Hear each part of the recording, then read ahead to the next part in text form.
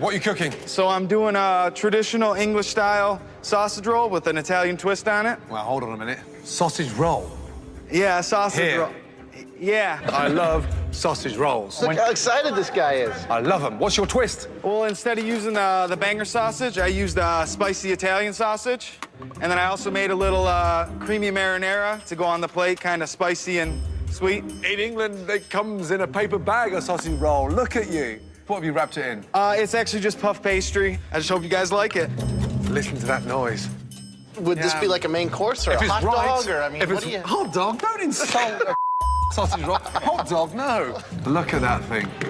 What's that A little now? Parmesan cheese. God. Yeah. Little, What's that now? What's the second? A little parsley. Trust me, look at And me. wait, I'm not done, Gordon. Oh, I'm not done, what's Gordon. that? A little basil pesto just for show. Just for show. You're putting pesto on a sausage roll? Not on it. Around it. I've got to go first.